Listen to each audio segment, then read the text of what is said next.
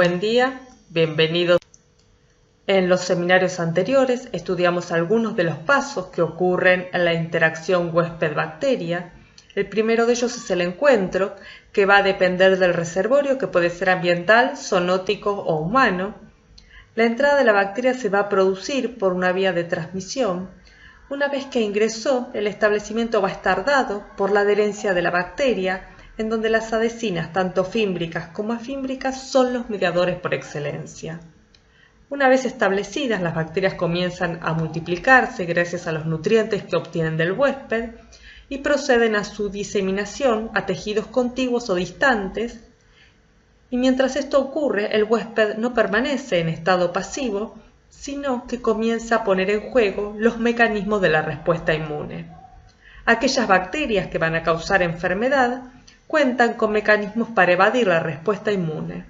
Por lo tanto, el objetivo de este seminario es reconocer los principales mecanismos de evasión al sistema inmune en bacterias que se comportan como patógenos extracelulares o intracelulares por su estilo preferencial de vida.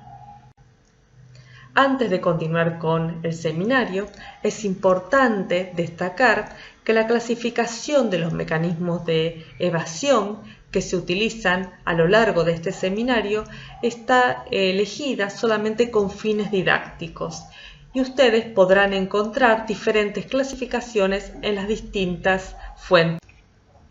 Bueno, de acuerdo a la clasificación elegida, la evasión de la respuesta inmune puede ocurrir por dos tipos de mecanismos fundamentales. Uno es por inhibición o bloqueo, en donde se impide la generación de la respuesta inmune, y el otro es por neutralización, donde la respuesta inmune fue efectivamente generada, pero se neutralizan los efectores de dicha respuesta. De este último grupo ustedes ya conocen ejemplos, como es la IgA proteasa, que degrada IgA secretoria, y el otro es el cambio de fase y la variación antigénica, en donde los anticuerpos se sintetizaron pero no encuentran al antígeno, en un caso porque dejó de expresarse, que es el cambio de fase, y en otro porque el antígeno cambió su composición aminoacídica, como ocurre en la variación antigénica. Por otro lado, cabe destacar que el bloqueo de la respuesta inmune innata lleva a la inhibición de la respuesta inmune adaptativa. Esto hace que sea muy difícil separar los mecanismos de evasión que afectan a la inmunidad innata de los que interfieren con la inmunidad. Las bacterias extracelulares, que son aquellas que prefieren multiplicarse fuera de las células eucariotas, se radican básicamente porque al ser reconocidas por la inmunidad innata generan inflamación a través de la activación del sistema del complemento. Acuden polimorfonucleares al sitio de infección, se producen opsoninas que facilitan la fagocitosis de la bacteria y también se genera un complejo C5AC9 capaz de producir la lisis bacteriana. ¿Cómo ocurre esto en detalle? Ocurre por la activación de la vía alterna del complemento, que se inicia por la hidrólisis espontánea del componente C3, el cual está unido a la superficie bacteriana. La hidrólisis de C3 da lugar a C3b, que permanece unido a la bacteria, y C5a, que es un péptido inflamatorio que va a atraer células inmunes polimorfonucleares al sitio de infección. C3b, unido a la superficie bacteriana, actúa como una opsonina, permitiendo que células fagocíticas con receptores para complemento puedan fagocitarlas y destruirlas. Paralelamente ocurre el clivaje de C5 que da lugar a otro péptido inflamatorio que es C5a y también a C5b. Este último inicia la formación del complejo lítico, por lo que el destino de las bacterias no patógenas es ser lisadas por el complejo lítico C5b a C9 del complemento u opsonizadas por C3b y posteriormente fagocitadas por los macrófagos residentes o por los fagocitos polimorfonucleares o por las células polimorfonucleares que pueden ser atraídas al. En esta diapositiva se esquematiza el destino que van a sufrir aquellas bacterias extracelulares que no son patógenas. Entonces, lo que va a ocurrir es que se va a activar la vía alterna del complemento, C3b se va a depositar sobre la superficie de la bacteria, opsonizándola, y este C3b va a ser reconocido por receptores del complemento que van a estar expresados por una célula fagocítica profesional. La bacteria va a ser fagocitada. Una vez en el fagosoma, se van a unir a esta vesícula los lisosomas, generando una nueva vesícula fagolisosoma, en el cual la bacteria va a ser degradada por estas enzimas digestivas y estos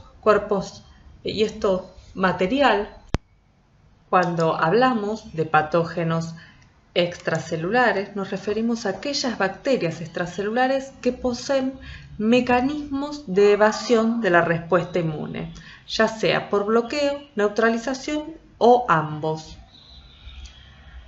Acá en la lista se enumeran algunos patógenos extracelulares de importancia médica, algunos de los cuales ya han sido vistos en los teóricos que han tenido y otros serán descritos en teóricos que tendrán. Teniendo en cuenta que las bacterias extracelulares y las bacterias patógenas extracelulares también tienen como nicho de replicación el espacio extracelular, o sea, se multiplican fuera de la célula eucariota, es lógico pensar que una de las principales estrategias de evasión de estos patógenos extracelulares sea la inhibición de la fagocitosis. Es claro, por otro lado, que si un patógeno puede evitar la acción del complemento, va a prevenir la opsonización y por lo tanto el reconocimiento. Uno de los principales factores de evasión a la acción del complemento es la presencia de cápsula. Sin embargo, hay que tener en cuenta que no todas las cápsulas tienen la capacidad de evadir el complemento y en general hay que recalcar las cápsulas pueden evitar la opsonización por C3b mediante distintos mecanismos. Uno de ellos es prevenir la activación del complemento. Esto ocurre, por ejemplo, en aquellas cápsulas que son ricas en ácido siálico. ¿Por qué? El ácido siálico no solamente se encuentra formando parte de estas cápsulas bacterianas, sino que también es un componente que se halla en la membrana celular de las células del hospedador. Es decir, la cápsula bacteriana está constituida por una molécula que es igual a una molécula que es expresada por el huésped. Entonces, el mismo factor que remueve C3, que se deposita accidentalmente en las células eucariotas, las del hospedador, que es el factor H, va a remover C3 depositado en la cápsula de ácido siálico de la bacteria, porque la va a reconocer como algo propio. Otro mecanismo es evitar el contacto de C3b fijado a la bacteria con receptores celulares, el fenómeno de enmascaramiento. Esto es debido a que C3b se deposita sobre la bacteria, pero la cápsula voluminosa lo recubre de modo tal que no puede alcanzar la unión con el receptor del complemento expresado por la célula fagocítica. Y al no haber esta unión, la bacteria no es reconocida y por lo tanto no es fagocitada y eliminada. Otro mecanismo es impedir la formación del complejo lítico. El complejo lítico está constituido por un complejo formado por subunidades de componentes del complemento C5 a C9 que forman un poro en la membrana de la bacteria. La cápsula lo que hace es retener algunos de estos componentes del complemento de modo que no alcanza la membrana para constituir el complejo de ataque lítico y por lo tanto otro mecanismo de evasión de la acción del complemento es el enmascaramiento con IgA. Este mecanismo es característico de Neisseria meningitidis. Ustedes podrían pensar intuitivamente que las inmunoglobulinas activan el complemento por la vía clásica. Sin embargo, recuerden que IgA no es activadora del complemento, sino que las inmunoglobulinas que activan la vía clásica del complemento son principalmente IgM seguida de IgG. Otro mecanismo es utilizado por Streptococcus pyogenes, que expresa una proteína que se llama proteína M. Esta proteína lo que hace es facilitar la acción del factor H sobre C3b. ¿Se acuerdan que el factor H, yo los mencioné en la diapositiva anterior, que se unía al ácido siálico de las células del huésped para remover C3b que se había erróneamente depositado y que era una estrategia que utilizaba Neisseria meningitidis recubriéndose de ácido siálico? Bueno, la proteína M de Streptococcus pyogenes mimetiza la acción del ácido siálico uniendo el factor H y removiendo C3b depositado en la superficie. Otro mecanismo de evasión de la lisis celular mediada por el complemento la realiza el LPS. Si bien el lipopolisacárido es capaz de activar el complemento a través de su antígeno O, su estructura ramificada impide que el complejo C5b-AC9 alcance su sitio de unión sobre la membrana externa de las bacterias. Este impedimento de la formación del complejo de ataque lítico no es exclusivo del LPS bacteriano, sino que también algunas proteínas de la membrana externa, como las OMPs de Neisseria, ejercen una función similar. Este mecanismo de evasión le otorga. Por lo tanto, y como síntesis de lo visto hasta el momento, podemos decir que las estrategias de las bacterias como el complemento tienen como efecto final impedir la lisis bacteriana por el complemento, ya que muchas de ellas tienen mecanismos para evadir la formación del complejo de ataque lítico del complemento, lo cual promueve su supervivencia. Por otro lado, al impedir la opsonización por el complemento y por ende la fagocitosis y ulterior procesamiento y presentación antigénica, se va a desarrollar una respuesta inmune. Nuevamente, las bacterias tienen la capacidad de evadir la respuesta inmunohumoral. En el primer ejemplo, tenemos a la proteína A de Staphylococcus aureus y a la proteína G de Streptococcus pyogenes.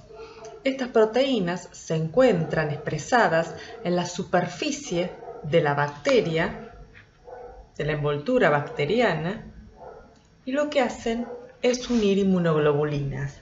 Pero a diferencia de lo que ocurriría en una interacción natural de las inmunoglobulinas, la unión específica del anticuerpo a un antígeno determinado, estas proteínas unen inmunoglobulinas por la porción Fc, de modo que la bacteria no queda opsonizada y la porción Fc de la inmunoglobulina no está disponible para que sea reconocida por los receptores Fc de una célula fagocítica. Otra estrategia para inhibir la opsonización por anticuerpos la realiza la bacteria Pseudomonas aeruginosa a través de su proteasa alcalina. Esta que tenemos acá es la envoltura de Pseudomonas, la membrana externa, donde se observa la expresión de distintos antígenos que son reconocidos por un anticuerpo. Lo que hace esta proteasa alcalina es sacarle a la inmunoglobulina, clivarle la porción Fc, de modo que el anticuerpo va a quedar unido a los antígenos expresados por la bacteria, pero va a carecer de la porción Fc, de la porción efectora. Por lo tanto, no va a poder ser reconocido por receptores Fc de las células fagocíticas porque no posee la fracción Fc. Otras estrategias de las bacterias para prevenir o para inhibir la acción de los anticuerpos es la degradación de inmunoglobulinas.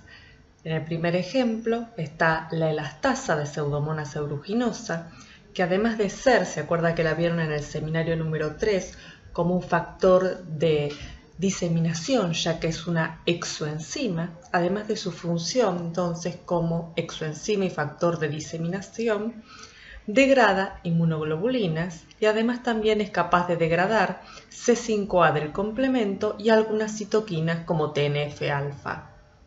Otras proteasas que degradan inmunoglobulinas es la que ya también conocen ustedes de seminarios anteriores, que es la IgA proteasa, la cual se va a encontrar expresada fundamentalmente en aquellas bacterias que son capaces de colonizar mucosas, como Haemophilus influenza. Las bacterias también poseen mecanismos para evadir la respuesta inmune inflamatoria, la cual está mediada por receptores transmembranas, los receptores tipo TOL, expresados en la célula eucariota y que reconocen una variedad de productos microbianos, entre ellos el LPS, la flagelina, componentes de la pared como ácidos lipoteicoicos y lipoproteínas, ADN bacteriano, entre otros. Las bacterias pueden interferir con la respuesta mediada por los TLR mediante tres mecanismos fundamentales. Una es modificando el agonista, interfiriendo con la señalización o estimulando otro receptor en paralelo. Y ahora lo dejamos hasta aquí y luego con los ejemplos sucesivos ustedes van a... Bueno, empezamos con el primer ejemplo de interferencia con la respuesta mediada por TLR y empezamos con la modificación del agonista, utilizando como ejemplo de agonista el LPS. ¿Se acuerdan del seminario anterior de toxinas? Que el LPS es una endotoxina y la porción que actúa como toxina de esta molécula es el lípido A. En el caso de las enterobacterias, las cadenas de ácidos grasos del lípido A tienen aproximadamente la misma longitud. Esto hace que se unan firmemente a TLR4 y estimulen la producción de una respuesta inmune inflamatoria. En contraste, otros LPS, como el de las bacterias del género Brucella, o también es el caso ejemplo Helicobacter pylori, tienen cadenas de ácidos grasos en el lípido A que son de distinta longitud. Esto hace que no puedan unirse a TLR4, no sean reconocidos por esta molécula y por lo tanto no se genere una respuesta inflamatoria. Otro ejemplo de interferencia con la respuesta mediada por TLR, dada por modificación del agonista, tiene como ejemplo a Salmonella typhi, que también la van a encontrar como Salmonella entérica cerobar typhi. Esta bacteria tiene un antígeno capsular que lo que hace es enmascarar el LPS y de ese modo el agonista queda modificado por ese enmascaramiento y no es reconocido por TLR4. Observen además, a modo de ejemplo, para que no les quede el concepto de que todas las bacterias capsuladas son extracelulares, esta es una bacteria que tiene cápsula y sin embargo prefiere el estilo de vida. Pasamos ahora a la interferencia por la respuesta mediada por TLR que involucra la interferencia con la señalización. Y acá tenemos dos modos de hacerlo. Uno es en el caso de las bacterias del género Yersinia, que liberan al exterior una proteína que es LSRB que se une al receptor TLR2. Sin embargo, en lugar de generar una respuesta inmune inflamatoria, lo que genera es una respuesta antiinflamatoria mediada por IL-10. El otro ejemplo es el caso de las bacterias del género Salmonella, en donde no pueden interferir con el estímulo del receptor TLR, el cual es activado por un patrón molecular asociado a patógeno, o sea, por un agonista bacteriano, y comienza la cascada de señalización que terminaría dando lugar a una respuesta inflamatoria. Sin embargo, Salmonella secreta mediante un sistema de secreción de tipo 3 dentro del citoplasma de la célula eucariota una proteína que es ABRA que interfiere e impide la activación. Algunos patógenos, como es el caso de Mycobacterium tuberculosis, puede estimular receptores adicionales para evadir las consecuencias inevitables de la activación de los TLR. Entonces, Mycobacterium tuberculosis puede contrarrestar la producción de IL-12 inducida por la activación de TLR4 mediante la estimulación del receptor de manosa a través del liporabinoma no recubierto por manosa. Entonces lo que está haciendo es estimular un receptor en paralelo para inhibir la respuesta indolora. Además de la inhibición de la opsonización por el complemento, así como también de la opsonización por parte de anticuerpos que va a evadir la fagocitosis, las bacterias han desarrollado mecanismos adicionales y uno de ellos es la disrupción de la membrana citoplasmática del fagocito mediante la alteración de los microfilamentos de actinas. Esto es llevado mediante la inoculación de efectores proteicos bacterianos a través de un sistema de secreción de tipo 3. Este mecanismo es muy útil sobre todo para aquellas bacterias que son inoculadas directamente en la circulación, como es el caso de Yersinia pestis, que es inoculada a través de la picadura de una pulga y causa la peste negra. Otras bacterias, como Staphylococcus aureus, sintetizan y liberan al espacio exterior toxinas que directamente tienen la capacidad de lisar glóbulos blancos y se denominan leucocidinas. Algunas bacterias, si bien prefieren el estilo de vida extracelular, en determinadas circunstancias no pueden evitar ser fagocitadas, pero pueden sobrevivir dentro del fagocito durante cortos periodos de tiempo. Para ello deben inhibir la formación del fagolisosoma, lo cual logran mediante moléculas, sustancias que son secretadas por la bacteria o que están presentes en la superficie de la misma. Uno de los muchos ejemplos es el de la bacteria Staphylococcus aureus, que puede sobrevivir dentro de un fagocito polimorfonuclear, lo que le permite a la bacteria atravesar epitelios y diseminarse a órganos profundos. Este fenómeno, mediante el cual los fagocitos cargados de bacterias sirven de transporte de las bacterias hacia otros tejidos, ya que la bacteria va camuflada dentro de un neutrófilo, se conoce como mecanismo. Bueno, pasamos ahora a los mecanismos de evasión de las bacterias intracelulares, que son aquellas que tienen la capacidad de ingresar y multiplicarse dentro de las células eucariotas. Estas células en general son fagocitos, aunque no está restringido a este tipo celular. Se presenta a continuación una lista de las bacterias intracelulares de importancia médica, en donde están las facultativas, que son aquellas que el hospedador prefiere multiplicarse dentro de las células, sin embargo pueden multiplicarse fuera de ella, lo que le permite el crecimiento en medios axénicos, y también aquellas que son intracelulares obligadas, que solamente pueden multiplicarse dentro de una célula. Hay que tener en cuenta que la vida intracelular dentro de la célula eucariota no solo le permite a la bacteria evadir la respuesta inmune, sino que la invasión también va a contribuir a la patología.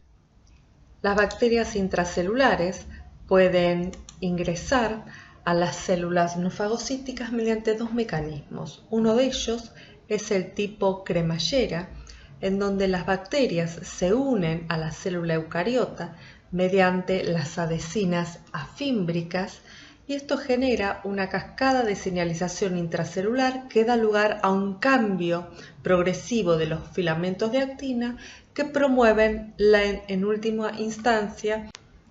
El otro tipo de mecanismo de invasión es el tipo en gatillo, el cual va a estar mediado por cambios bruscos en los filamentos de actina. En este caso, las bacterias nuevamente se van a adherir a la superficie de la célula eucariota mediante sus adhesinas, pero esto no va a disparar una cascada de señalización, sino que se van a inyectar efectores a través de un sistema de secreción de tipo 3 o de tipo 4 en la célula eucariota, lo que va a generar cambios bruscos en la actina que en definitiva van. Ahora bien, ¿cómo sobreviven las bacterias dentro de las células? Si uno piensa en una partícula lo que va a ocurrir es que va a ser internalizada. Primero va a estar en un endosoma temprano, donde el pH no va a diferir mucho del entorno celular. Luego va a pasar a estar en un endosoma tardío, el cual va a ser más ácido, hasta que finalmente esté en un fagolisosoma, en donde el pH ácido o las enzimas líticas terminen con la destrucción de la partícula. Las bacterias tienen que evitar de algún modo esta destrucción, y en este caso hay 3 ejemplos de bacterias, cada una de las cuales tienen distintos mecanismos para evadir la lisis del fagolisosoma. En el caso de Salmonella, la bacteria resiste hasta el estadio ácido del endosoma tardío, pero evita la formación del fagolisosoma. En el caso de Listeria monocytogenes, también llega hasta endosoma tardío de maduración y evade la fusión con el fagolisosoma, escapando de la vesícula de endosoma tardío al citoplasma celular. Y el último ejemplo es el de Mycobacterium tuberculosis, que es una bacteria que no resiste la acidez del endosoma tardío, entonces arresta el ciclo de la vía endocítica en endosoma temprano. El mecanismo más común para lograr la sobrevida dentro de la célula es la inhibición de la formación del fagolisosoma. Un ejemplo es el caso de las bacterias del género Salmonella. Esta bacteria, una vez que es internalizada mediante el tipo gatillo de invasión, reside y se multiplica dentro de la vacuola que la contiene, la cual madura hasta el estadio de endosoma tardío y evita la fusión con el lisosoma para formar el fagolisosoma mediante la secreción de efectores utilizando un sistema de secreción de tipo 3. Observen que este sistema de secreción de tipo 3, a diferencia de lo que veníamos observando en ejemplos anteriores, libera efectores desde el citoplasma de la bacteria hasta el citoplasma de la célula eucariota, pero la bacteria en este caso se encuentra en un endosoma tardío. Salmonella puede sobrevivir en el pH ácido. El escape hacia el citosol es el mecanismo utilizado por aquellas bacterias que no son capaces de evadir la formación del fagolisosoma. Como ejemplo, analizaremos a Listeria monocytogenes. Como ya vimos, este patógeno ingresa a la célula mediante un mecanismo en cremallera, el cual involucra una adhesina afímbrica llamada invasina. La bacteria ingresa rodeada por la membrana de la célula eucariota y escapa de la misma en el estadio de endosoma tardío mediante la liberación de una toxina llamada listeriolicidina O. Una vez en el citoplasma, Listeria induce el rearreglo de los filamentos de actina para procurar su mecanismo de propulsión, lo que le permite invadir la célula adyacente. Al ingresar a la segunda célula, la vacuola intracelular que contiene a Listeria va a tener una doble membrana, de la cual también es capaz de escapar al citosol. La patogenia de esta bacteria radica en su capacidad para atravesar epitelios dañándolos, formando y escapando de vacuolas intracelulares. Los tejidos principalmente afectados por las infecciones por Listeria son el intestinal. Otra bacteria intracelular que merece ser discutida es el caso de Mycobacterium tuberculosis. A diferencia de lo que vimos para el caso de Salmonella, Mycobacterium tuberculosis no puede sobrevivir en un medio ácido. Su estrategia, por lo tanto, no solamente es evitar la fusión con el fagolisosoma, sino evitar que el endosoma temprano se acidifique, o sea, no tolera vivir en el endosoma tardío. Mycobacterium tuberculosis puede detener la maduración del fagosoma que la contiene mediante un desarreglo del citoesqueleto de actina de la célula eucariota. El mecanismo a través del cual se lleva a cabo este proceso se desconoce. La inhibición de la fusión con el fagolisosoma se explica mediante la adición en la superficie de la membrana del endosoma temprano que contiene a Mycobacterium, de sulfátidos que provienen de la propia superficie de la micobacteria, y esto impide la fusión con el lisosoma. Por otro lado, Mycobacterium tuberculosis neutraliza la acidez del fagosoma con amoníaco ya que posee ureasa, es decir, esto indica que la bacteria es incapaz de sobrevivir. En el caso de las bacterias intracelulares obligadas, como en el caso de clamidia, se caracterizan por tener dos formas.